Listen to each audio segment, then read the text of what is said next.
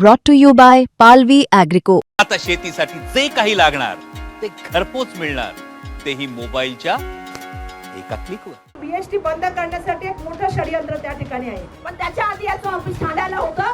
तर ठाण्यावरून चालवणाऱ्या आणि मलबार हिल्स बंगल्यातून चालणाऱ्या लोकांना किती हप्ते मिळतात, आरटीओला किती हप्ते मिळतात, या बसेस सर्रास रस्त्यावरती त्या ठिकाणी पार्क केल्या जातात. या बसेसच्या मागे कोण आहे, सिटी फ्लोअरच्या मागे कोण आहे? मला सांगायला पाहिजे की बीएसटी बंद करण्यासाठी एक मोठं षडयंत्र त्या ठिकाणी आहे. आज आपण बघितलं असेल की मुंबई शहर असेल किंवा MMR रिजन मध्ये असेल, आता एक नवी बस चालते, ती सिटी फ्लोअर नावाची एक बस चालू आहे. त्याची संख्या किती आहे जर आपण बघितलं तर त्याची संख्या जवळपास 4600 ज्या आहेत. या बसेस मुंबई उपनगर, ठाणे, नवी मुंबई आणि MMR रिजन मध्ये जे आहे कल्याण, MMR रिजन मध्ये त्या ठिकाणी या बसेस धावत आहेत.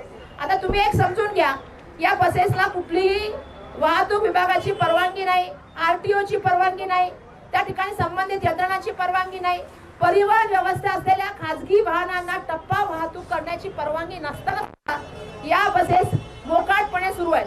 या बसेसच्या मागे कोण आहे, सिटी फ्लोअरच्या मागे कोण आहे, हे मला आपल्या सगळ्यांना सांगायचंय. आता आपल्याला मला सांगावं लागेल की याच्यामध्ये ठाण्यामधली जी वरद हस्त देणारी मंडळी आहेत, ते ठाण्यामधली वरद हस्त बंगल्यामध्ये आणि मलबार हिलच्या ज्या बंगल्यामध्ये करोड रुपयाचा हप्ता जातो, ती मंडळी याच्यामध्ये भागीदार आहेत. आता जर तुम्ही बघितलं या सिटी फ्लोअरमुळे काय झालेलं आहे की बीएसटीच्या ज्या AC बसेस आहेत त्या मोठ्या प्रमाणामध्ये ज्या आहेत त्या बंद झालेल्या आहेत. या जवळपास 150 पासून 250 रुपयापर्यंत ज्या सिटी फ्लोअरच्या बसेस आहेत त्या ठिकाणी जे लोकांना ते चार्ज करतात, टप्पा वाहतूक करतात. एका ठिकाणी आपण सांगतो की ईस्टर्न फ्री हायवे वरती ज्या आहेत त्या बसेस येऊ शकत नाहीत, पण सिटी फ्लोअर अशी कोणती बस आहे जिला ईस्टर्न फ्री हायवे वरती सुद्धा येण्याची परवानगी आहे? त्याने आरटीओचा परवानगी घेतलाय का, त्याने परिवहन विभागाचा परवानगी घेतलाय का? बिलकुल घेतलेला नाहीये. मला सांगायला पाहिजे आणखीन एक गोष्ट की या जे सगळं चाललेले षडयंत्र याच्या बाबतीमध्ये एक तक्रार सुद्धा गेली. तक्रार गेल्यानंतर मी आरटीओची 2 पत्र तुम्हाला सादर करते की आरटीओ 2 पत्र पाठवली की विषयाबद्दल सिटी फ्लोअरच्या संदर्भामध्ये जे आहे आम्हाला शासनास अहवाल सादर करा. माईक पकडा. ही 2 पत्र मी आपल्या समोर सादर करताय. एक पत्र आहे ते 13/5/2024 ला, दुसरं पत्र आहे 13/12/2024 ला, ज्या वेळेला विधिमंडळामध्ये ह्या बसचा चर्चा झाली आणि त्याच्यानंतर काही आमदारांनी खासदारांनी त्या संदर्भामध्ये प्रश्न विचारले. मग परिवहन विभागाला जाग आली.